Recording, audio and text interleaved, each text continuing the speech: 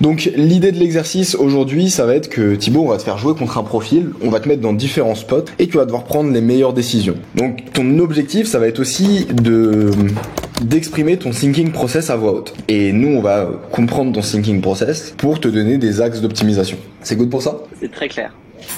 Génial. Alors juste, je vais te demander de pas lire le chat, parce que dans le chat, comme ça, on va dire la main qu'on a en tant que nous, fiche passif. Nous, on va jouer le rôle de fiche passif, et on va prendre les décisions, donc juste lis pas le chat. Sinon, tu vas être résultat orienté. Donc, je vais mettre un flop. On va dire qu'on est bouton vs cutoff, le plus classique. On a ISO 4x préflop en tant que toi au bouton, Thibaut au bouton vs cutoff, et t'as ISO 4x préflop, et on joue 150 BB type. On est contre un profil 50-10, 40-10. Et les gars, je vais vous laisser mettre un board, enfin mettez un spot qui vous intéresse, où vous voulez voir comment il devrait jouer avec un certain type de main sur un certain flop. Donnez-moi des inspi de spots qui vous mettent en difficulté. Ok. 8-9-7 rainbow, on va commencer avec ça, spot de voici. Qu'est-ce qu'on lui donne comme main à Thibaut? Ok. On lui met roi dame off. Ça marche. Donc Thibaut, t'as roi dame off sur un flop 9-8-7 rainbow. Et on va définir la main de l'adversaire. Mais ça, par contre, faut pas que tu regardes dans le chat, parce que ça, on va pas le dire du coup. Regarde pas, chef. J'ai fermé le chat. Ouais, c'est ça, ouais. Faut que je me mette en stream pour le trouver. C'est bon. Ok, vas-y, c'est bon. C'est à toi de jouer. Enfin, bravo, il a dit la main. Donc, on est good. Nous, on a l'info. Bon, dans tous les cas, vas-y. Bah, écoutez, les gars, on est parti. L'adversaire a check. T'as roi dame sur 9-8-7 rainbow. Qu'est-ce que t'as envie de faire? Et c'est quoi ton plan de jeu? Donc, quand je dis plan de jeu, je veux vraiment avoir ton plan de jeu du flop à la river. Prends ton temps et exprime aussi ton thinking process en temps réel. Alors, ce que je me dirais in-game, c'est que donc, je suis face à un profil qui a une range extrêmement large, sur un flop qui percute plutôt bien. Et alors, c'est un profil lapin, c'est-à-dire que si vraiment il est passé à côté, il va vite s'enfuir. Pour autant, j'ai l'impression qu'il y a très peu de mains qui loupent complètement ce board. Et donc, j'ai pas une folle d'équité de malade si j'ai envie de miser. Donc je dirais qu'à première vue, l'objectif de ma main, elle est pas évidemment de valoriser. Et ça va être compliqué de faire coucher des mains meilleures que la mienne. Pour autant, je suis en train de réfléchir aux différentes options. Mais j'ai l'impression qu'avec certains sizing, je peux avoir pas mal d'informations sur la valeur de sa main. C'est-à-dire que j'ai l'impression que, par exemple, contre un petit sizing, je vais un petit peu évaluer toutes les options. Contre un petit size, si par exemple il a quinte flopé, s'il a double paire, s'il a brelan, il va extrêmement souvent me relancer. Pour autant, quand il aura une petite paire plus tirage, je peux just call, et dans ce cas-là, je peux avoir des bluffs, plusieurs splits qui peuvent être intéressants. Donc je m'attends pas trop à me faire raise en bluff pour le coup avec un profil comme ça. Donc sur ce flop, ma décision serait plutôt de miser petit, qui permettra de déséquilibrer mon adversaire, puisque je pars du principe qu'il va me relancer ses meilleures mains et call les plus faibles. Ok. Et ton plan turn et river, ce serait lequel? Est-ce que t'as envie de bet small pour bet share? Est-ce que t'as envie de bet small pour bet share et encore ensuite bet share river? Tu vois, c'est quoi le plan complet? Ouais, typiquement sur un as, un roi, une dame, j'ai l'impression que j'aurai un bet share qui sera plutôt intéressant. La logique sera la même. Typiquement, par exemple, s'il y a une over qui tombe, que je mise plutôt cher et qui raise pas, je vais estimer qu'il a très peu de quinte et donc il aura vraiment du mal à assumer le troisième barrel river. C'est vraiment un bluff en multi-street. Pour le coup, si c'est des cartes comme le 2, 3 et 4, je vais quand même moins m'exciter parce que j'ai l'impression qu'il y aura très peu de folles d'équité. Ok. Donc voilà un petit peu le plan. Et donc, le plan, du coup, c'est small, big ou small, big ou... Enfin, tu vois, c'est... Si tu peux définir raising, flop, turn et river. Sur les overs que j'ai cités, que ce soit un as, un roi, une dame, voire même un valet, je pense que pour le déséquilibrer un max, on peut aller vers un sizing intermédiaire, voire petit, parce qu'on veut vraiment être sûr de le déséquilibrer, qu'il nous relance avec ses meilleures mains, et quand il le fait pas, on aura un clear bluff river. Ok. Où là, pour le coup, on pourrait utiliser un gros sizing, notamment un overbet assez massif. Donc sur ce genre de board draw, oui, moi l'idée c'est vraiment d'essayer de caper sa range à fond pour vraiment qu'il se retrouve en PLS avec tous ces 8x, ces 7x, voire ces 9x qui pourraient être assez faiblards à la river. Ok, donc tu fais un bet small dans un premier temps. Ouais, vraiment small. Ok, donc admettons que le pot fasse genre 9,5 BB quoi. Tu bêtes combien toi? Je mettrai à peu près 30%, à peu 3 BB. 3 BB. Ok, ça marche. Les gars, définissez une turn et on parlera après du plan. Turn ton main as. L'adversaire check, qu'est-ce que tu fais? Alors c'est évidemment une carte qui avantage notre range plus que la sienne. Pour autant, avec le sizing que j'ai utilisé au flop, il peut tout à fait avoir un as qui aurait float et notamment aussi des doubles paires. Donc là, l'idée que j'ai en premier, ce serait de vraiment caper sa range et m'assurer que il n'y a pas de, même si je pense qu'il y en a très très peu qui sont très dilués, qu'il n'y ait pas de double paire, qu'il n'y ait pas de brelan flopé, flop-play, qu'il n'y ait pas non plus de 15 flop-playés. Je pense que pour le coup sur cet as, j'ai plutôt envie de remiser petit, dans le sens où, encore une fois, c'est un profil qui va très peu me raise en bluff, j'ai l'impression. Et donc, quand il va call sur cette turn, il va très très mal supporter la river sur un gros overbet. On pourra lui mettre vraiment maximum de pression parce que là, sa range, elle sera hyper capée. Donc, ouais, je partirais plutôt sur un petit size, encore une fois, 30%, 33%, ce sera bien la fête. Et ton objectif, c'est qu'il te raise quel type de main, là? Ce serait qu'il me raise As-8, As-9, As-7. Ok. En réalité, je pense ouais, que toutes les doubles paires floppées, il les aurait raise. Donc, il y en a très peu, voire pas du tout. Mais je veux m'assurer, pour le coup, qu'il n'ait pas de double paire. Et encore une fois, s'il avait décidé de se le player, ce qui peut arriver, là, pour le coup, il va devoir construire un pot. Donc, il va forcément relancer. Ok. Tu bêtes combien là-dessus? Bah, écoute, 5,5 big blind, ça me paraît pas mal. Ok. Il call river, ça va tomber. Bah, les gars, qu'est-ce que vous voulez? Ok. C'est marrant, tout le monde dit à chaque fois les mêmes run-out. Ok. Vas-y, les gars, un cinquième qui me demande une dame, peut-être? Pas d'autre pour la dame? Ok. Il voulait du bourbier, hein.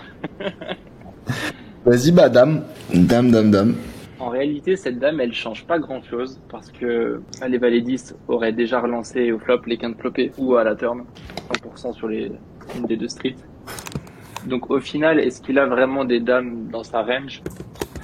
Les dames 9, dames 8, dames 7, évidemment. Il y a quelques backdoors malgré tout qui ont call au flop et qui arrivent et qui touchent une dame. Pour autant, il aura vraiment du mal à subir beaucoup de pression si on met un gros sizing. Donc là, pour le coup, j'ai l'impression qu'on a bien capé sa range précédemment. Comme on a dit, tous les doubles paires, tous les brelans, toutes les quintes nous auraient relancé précédemment. Et donc, je pense qu'on peut utiliser maintenant un gros sizing d'overbet parce que tous ces 7x, 8x, 9x qui avaient aussi des draws trouvent maintenant en PLS. Le seul truc qui me fait chier à ce moment-là, c'est qu'il a encore quelques as faiblards, par exemple Aziz va pas fold forcément. Ok. Mais j'ai l'impression quand même que le bluff est beaucoup trop profitable au vu de sa range. Et donc j'ai utilisé un sizing d'overbet pour vraiment le mettre en PLS et pressuriser toutes les mains faibles que j'ai citées. Et donc je vais plutôt partir sur un sizing élevé. 0,5 si j'ai pas fait de conneries. J'ai vraiment envie de faire un gros sizing parce que je veux pas qu'il me flop call avec justement une dame ou un 9. Attention Thibaut. Allez, je vais partir sur 41 bébés. Ok. Très bien. Donc, on va... vilain folle. T'as gagné la main. Bon. On va, du coup, récap tout ça. Alors, on va voir déjà ce qui était bien et ce qui était moins bien. Et on va se rendre compte d'un truc qui est intéressant, qui s'est passé. Alors, c'est un exercice qui est forcément stressant, parce que bah tu dois parler et tout, exprimer des thinkings et tout. Et en fait, on voit que genre le thinking il a été bien pendant un moment, mais qu'après il y a eu un gros blunder. Après, je sais pas si tu t'en es rendu compte, mais sur la dame, tu touches une seconde paire quoi. OMG, j'ai... Mais du coup, ça t'avait vu ou pas? Non. Ok. Non, je suis parti en plus du coup. Ok, ça marche. Non, bah du coup, non, je pars sur un micro size à la river. Je fais un value et je vais aller toucher justement les 9x, les 8x. Okay. Donc là, je fais un tout petit size, vraiment pour valoriser. Je vais plutôt faire vraiment le milquer avec un 4 ou 5 blindes. Ouais, désolé, j'ai complètement prise. Ouais, t'étais dans ton bluff.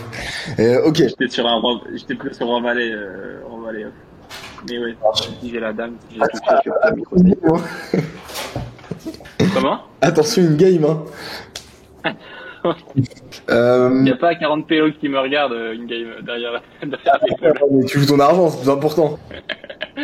Donc ok, bah écoutez, good pour ça. Il y a beaucoup de choses intéressantes à noter dans ce spot.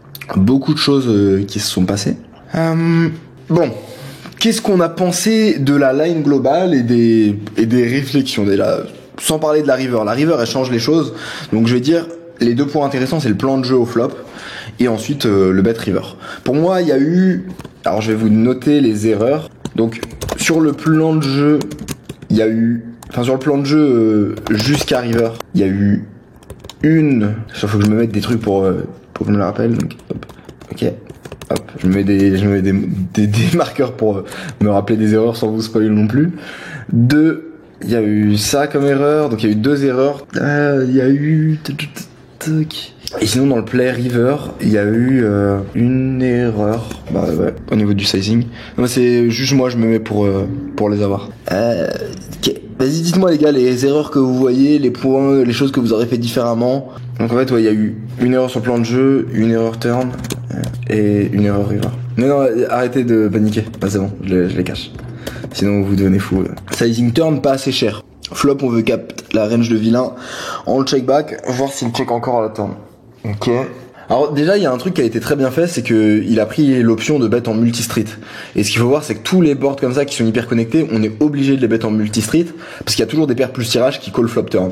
Donc ça déjà c'est une très très bonne chose. En fait il y a un point qui est assez important, c'est Alan du coup t'en parles, c'est que c'est un play où les équités elles vont être beaucoup redistribuées et donc caper la range, c'est un peu compliqué quoi. Parce que, en fait, sur les call turn, il y a beaucoup de notes qui vont percuter sur beaucoup des rivers. Donc, genre, sur un 6, un 5, un 10, un valet, une doublette. Donc, ça fait quand même beaucoup de run-out. Et en plus de ça, il y a des runner flush qui peuvent rentrer aussi. Enfin, bref. En tout cas, il y a beaucoup d'équité qui va être redistribuée. Et donc, le problème, c'est que quand on a le lead à la turn, bah en fait river le mec il va pas forcément nous donner d'informations sur s'il a touché nuts ou non. Genre là sur toutes les cartes que j'ai énoncées qui tombent sur la river, on est un peu en mode bah ouais peut-être qu'il a pas touché mais peut-être qu'il a touché quoi.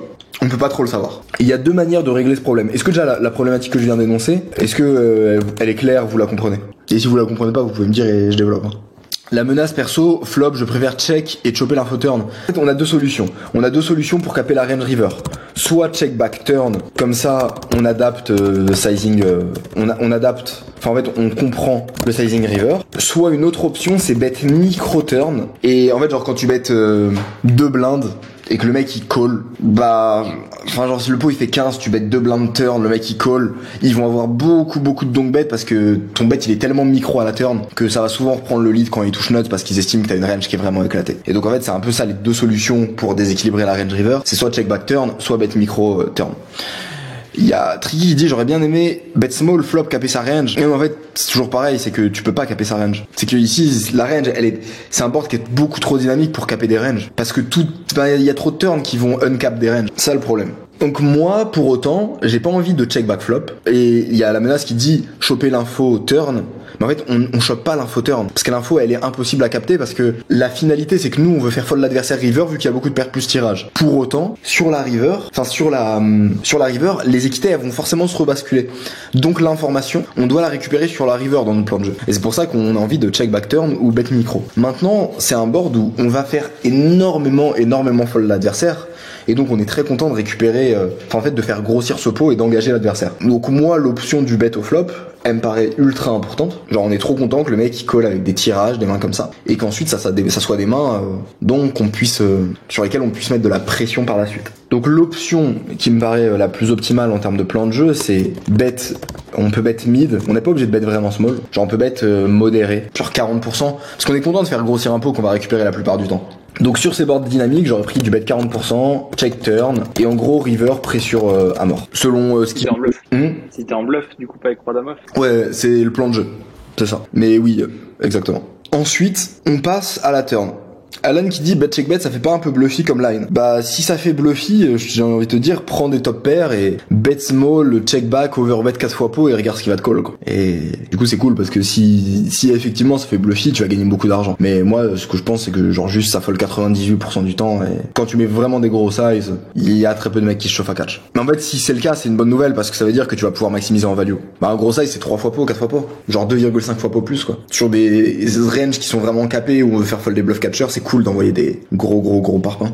Donc, ok pour ça. Maintenant, au niveau de la turn, as played, notre objectif c'est donc de faire grossir le pot dans ce plan de jeu pour le faire fold river. Donc, à la limite, si on bet, bon, du coup, turn, c'est un check et pas un bet, mais si on bet, on a envie de bet un size qui est soit plus small, soit plus gros. Je comprends que tu veux faire raise les doubles paires, mais dans ce cas-là, autant bet un size où le mec il call any pair, parce que vu que c'est des mains qui vont fold river, j'ai l'impression qu'on a plus d'intérêt à le faire call pour le bluff par la suite et bet plus small. Et ça peut aussi accentuer les raises sur les doubles paires, donc caper encore plus sa range. Donc je trouve que ça peut être intéressant, mais c'est pas l'erreur c'est principalement de pas avoir check, mais en soi le size est pas mauvais et tu cherches à créer la bonne chose, c'est juste que tu le crées pas de la bonne manière, et je pense qu'en mettant un bet plus small, on s'assure vraiment que le mec raise ses doubles paires, et en plus de ça on fait grossir le pot contre plein de gutshots et de petites mains éclatées, et ça c'est cool. Donc j'aurais mis vraiment genre 2,5 donc j'aurais mis 2,5 3 BB. Et ensuite river as played. Quand on touche, en fait, il y a deux plans de jeu possibles. Il y a soit le plan de jeu value, et il y a soit le plan de jeu transfo bluff. Là, du coup, on a décidé de bet 5 BB. Tib, il 5 BB. Et moi, je trouve que si on veut value, genre, autant mettre vraiment small. Mais maintenant, il y a le transfo bluff, et selon notre read qu'on a sur le profil, moi j'ai l'impression que le transfo bluff ça peut facilement être une meilleure option. Parce que board très connecté, et ça dépend de notre estimation de ce que vilain va faire. On a dit donc c'est un lapin, donc profil scary, facile à jouer. Est-ce que quand dans ce pot qui fait 26, on bet 100 par exemple, admettons qu'on bet 100, on bet 100 dans 26, donc est-ce que, donc comparativement, juste pour vous donner une ref en termes de blinde, ça voudrait dire qu'on est sur de la 2-4 et que le pot fait $100 et nous on bet $400 dans $100. Est-ce que le mec call un A6 à une certaine fréquence selon vous? Alors est-ce que ça peut call un A6? Moi en fait c'est l'impression que j'ai dans ce spot, c'est que un mec easy, un peu scary, qui veut pas trop mettre l'argent au milieu, donc typiquement le fiche qui vient voir des flops et qui fold quand il touche pas, quand il se prend un 4 fois pot, il s'est jamais pris de 4 fois pot de sa life, et que nous on a une image genre qui est correcte et qu'on n'a pas non plus une image de dégène, je vois juste pas une main qui call. Et moi c'est des spots où genre plein de fois je les prends en bluff, je veux faire fold des top pairs et genre le mec il me fold des doubles paires brelans, genre parce que genre les mecs respectent ça mais de ouf quoi. Et donc en gros on doit réfléchir à ça de la manière suivante, c'est que Thibaut, dans son scénario, quand il value, vous pensez que les weak pairs, c'est-à-dire les 9x, 8x, 7x, dame x, l'adversaire les call à combien de pourcents? Si on prend la globalité de l'arène. Donc on peut dissocier forcément les dame x et tout, mais genre on va juste dissocier les middle pairs, les dame x et les weak pairs, c'est-à-dire 9x et moins. Et moi je run un flop Zia, mais vous allez pas le voir. Mais j'ai un petit flop Zia à côté. En fait, ce que je veux vous apporter dans ce spot, c'est de comprendre que vilain, il a un bon 23% de top pair quoi. Et il a overall 50% de weak pair. Mais le truc c'est que les weak pairs il va pas les call à 100%. Et du coup si on se retrouve dans un scénario où le mec il commence à call pas mal de weak pairs et qui call ses top pairs, en fait on va avoir une value avec 60% d'équité. Donc ouais on va avoir un value bet ok. Mais est-ce que le value bet ok va être aussi rentable que le bluff? Et j'ai pas l'impression. Parce que quand on bet 4 fois pot et que ici le mec il a 3% de double pair et qu'en plus on est même pas sûr que ses double paires est call et qu'il y a pas de straight dans sa range, en fait on bet 4 fois pot, on fait fold 80%, donc enfin 98%. Et c'est pour ça que pour moi le transfo bluff, si on a cette estimation sur le profil, et comme on dit c'était un profil qui était scary, transfo bluff rapporte beaucoup plus que value, parce que la value, étant donné qu'il y a des A6 qui hit, elle est vraiment fine quoi. Et donc si on réfléchit à ce pot qui fait 26 blindes, donc le pot fait 26 blindes, on a 90% de FE en bettant, donc on va dire on bet 100, on bet 100 BB. Ça veut dire que 95% du temps on gagne 100. Donc on gagne 95 BB. Ensuite, on se retrouve dans la situation où 5% du temps on perd 400, vu qu'on 4 fois pot, ça fait 20 BB. Et donc, on est 95 moins 20 BB, et on a une... Attends, non, my bad, le pot fait pas 100. Oui, si le pot fait 100, en gros, si on converte en euros, quoi. Que le 26, que le 26 on le met en 2-4, quoi. C'est ça. Donc c'est 25 Hop. Donc on bet 100 dans... Ouais non c'est ça, le pot fait 100, 95% du temps on gagne les 100, 5% du temps on perd 400 parce qu'on mise 400 dans 100, donc ça fait 20 euros, et donc c'est 95 moins 20, et donc 75 euros de V à bet ce spot. Et ce qu'on comprend quand on peut avoir des aussi grosses FE, d'où l'intérêt de souvent transformer en bluff, c'est que en fait même dans un scénario idyllique, on peut pas avoir autant de V en value, parce que par définition quand on bet 5 BB, donc ce qui est on bet 5 BB, donc ça fait 5 fois 4 ça fait 20, Bah en fait, quand on bet 20 euros dans ce spot, on peut pas avoir 75 euros de V. Alors après, c'est de l'extra EV et le calcul est pas exactement le même. Mais en gros, on va pas avoir, ouais, c'est ça. C'est qu'on va pas avoir toujours le même. Et il y a une manière, d'ailleurs, de calculer ça. Donc, c'est qu'en fait, la manière de calculer ça, c'est pour voir justement comparer sans ce qu'on a déjà gagné. C'est qu'en gros, on calcule le bluff de la même manière. Et plutôt que de calculer le bluff en combien de pourcents de FE on a dans ces spots de transformation en bluff, on regarde combien de pourcents de FE on a contre la range qu'on bat déjà. Comme ça nous permet de comprendre la FE vraiment réelle. Donc c'est-à-dire on prend juste les top pairs et les doubles pairs et on regarde la FE qu'on a contre... Enfin en gros, dans les top pairs et les doubles pairs, c'est quoi le pourcentage de mains qui vont call et c'est quoi le pourcentage de mains qui vont fold. Parce qu'en soi, quand on calcule notre FE, on calcule plutôt comme ça. Parce que les mains qu'on bat déjà, en fait, on les bat déjà, qu'on bet small, qu'on check. Et donc, faut pas calculer comme si on les prenait pas en compte. Mais en gros, on se retrouve dans un scénario où genre on va toujours avoir plus de V à prendre le bluff qu'à prendre le spot en value. Parce que on est dans une situation, encore une fois, pour récap, où en fait, vous voyez pas mon screen, mais du coup, il sera vu sur le loom. Il y a trop de top pairs dans la range, et donc si on prend les weak pairs par exemple, et on dit que les weak pairs call à 50%, ce qui est déjà ambitieux, je trouve, de se dire que les 9x to 6x ça call 50% du temps, enfin 7x, on se retrouve avec 55% d'équité. Donc en fait, on a un bet qui est EV0, et ce qui va passer, c'est juste qu'on va récupérer ce pot, certes, un bon pourcentage du temps, parce que on va avoir quand même de l'équité, mais c'est très difficile que ce pourcentage d'équité arrive vraiment à lever d'un bluff, et encore une fois, on est dans une levée qui est assez pessimiste, quoi. C'est-à-dire qu'en gros, 95% on récupère un pot qui fait 100 euros, donc ça fait 95 euros, quoi. En gros, quand tu calcules un spot de bluff, tu calcules les deux scénarios.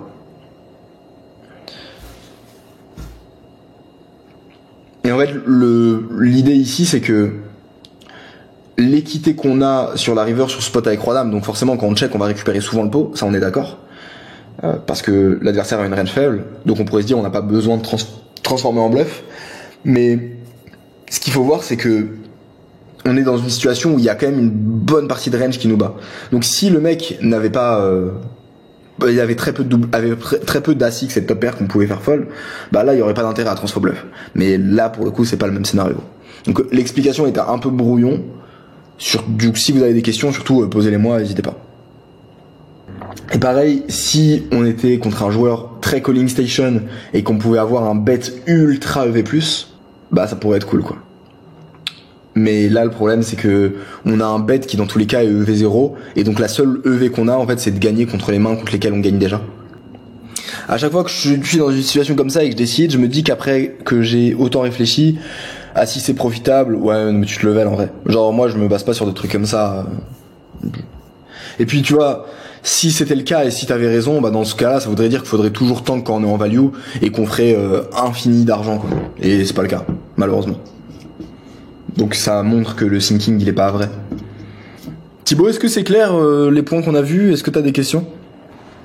Ouais, très clair, et c'est marrant, c'est ce que j'avais voulu faire en première intuition, du coup, mais de manière plus timide. Mais ouais, en fait, c'est ça qui m'a complètement détourné du raisonnement, et c'est vrai qu'on n'a pas du tout envie de se faire jamais payer par un as, donc autant mettre le max. Ouais, c'est ça. Et encore une fois, il y a trop peu de weak pair par rapport au top pair, et du coup, on n'a pas un bet profitable en value. Donc, ouais. Si on lui enlève ses proportions de... Genre, si on lui enlève ses proportions d'As-X, on lui enlève 80% de ses As-X, et bah du coup là, enfin par exemple si on avait mis un roi, enfin pas que si on avait juste une dame et qu'on avait mis un roi, là on n'aurait pas d'intérêt à transformer en bluff parce qu'on gagnerait assez souvent la main et on aurait assez d'équité à la river. Dans des spots où on a 80-90% d'équité, il n'y a pas besoin de bluff, mais dans ce scénario là, bluff est vraiment cool. Donc ouais, voilà les gars. Thibaut, merci d'avoir participé à cet exo, c'était bien sympa. C'était un cours assez intense. Ce que je vous propose, c'est que je vais vous le mettre, je réponds aux questions s'il y a des questions. Je vais vous mettre le loom directement dans le général, comme ça, si vous voulez retravailler ça, vous pouvez directement. Et voilà. Merci, chef. Génial. Bah, GG Thibaut, en tout cas, franchement, c'était pas mal niveau thinking. On s'est un peu perdu sur la river, mais, sur la river, quand on a touché la dame. Mais bon, en tout cas c'était bien, genre tu savais ce que tu voulais faire. En fait c'est ce que je dis souvent, le plus important c'est de savoir qu'est-ce qu'on veut créer, et après comment on le crée, bon personne n'a la science infuse et même moi en fait quand je vous dis ça, bah, ça se trouve c'est pas comme ça qu'on crée la meilleure line. Ça se trouve le mec fold par un As-X, enfin tu vois, il y a plein de choses en fait qui peuvent varier et faut pas chercher à avoir toujours raison. Moi plein de fois in game je fais des plays et je me trompe, mais par contre c'est important d'avoir un plan et de faire des choses de manière cohérente et pas juste jouer en mode à l'instinct. Donc GG Thibaut, tes thinking is clean. Vas-y les gars, je cote le loom.